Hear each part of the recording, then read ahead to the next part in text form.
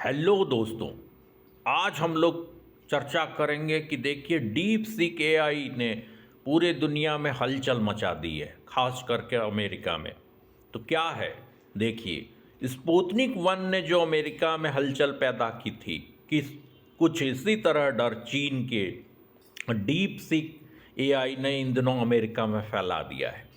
Trump के सत्ता में आते ही चीन ने डीप सीक नाम का एक एआई टूल से अमेरिका के गुरूर पर हमला किया है।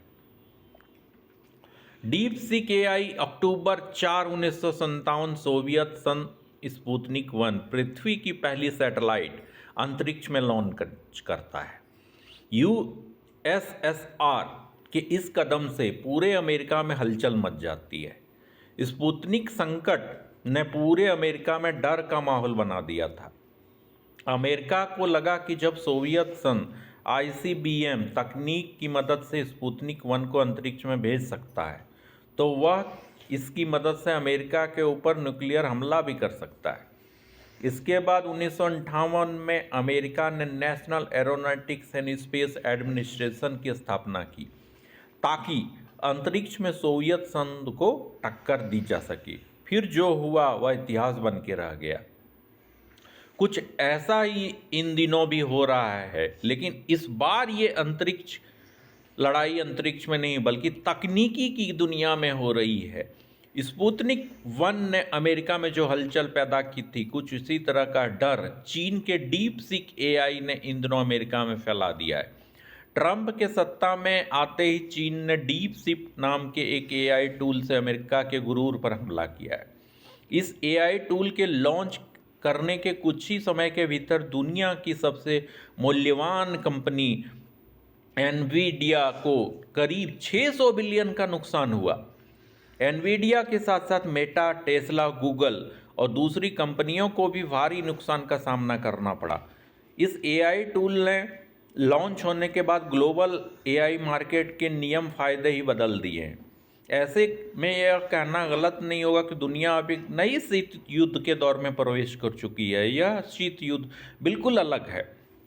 इसे तकनीकी के स्तर पर लड़ा जा रहा है। यहाँ बम और बारूद से नहीं बल्कि आर्टिफिशियल इंटेलिजेंस, डेटा और इंटेलेक्चुअल प्रॉपर्टी को लेकर हो रही है। इस कड़ी में हम लोग इसी बात पे चर्चा कर रहे हैं कि कुछ दिनों के भीतर ही अमेरिका की नाक में दम कर दिया है।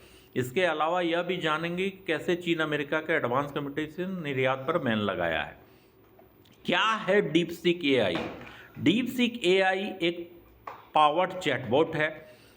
इसके काम करने का तरीका काफ़ी हद तक चैट जीपीटी जैसा ही है। रिपोर्ट के अनुसार देखें तो विभिन्न चैनलों में इधर जो फैल रही है कि काम करने की शक्ति ओपन एआई की 01 मॉडल जैसी है, जिसे पिछले साल के अंत में जारी किया गया था। इसे चैट जीपीटी की तुलना में काफ़ी कम जीपीयू का इस्तेमाल करके ट्रेन किया गया है। Deep seek AI data processing करने के लिए चैट जीपीटी की तुलना में बहुत कम जीपीयू का इस्तेमाल करता है।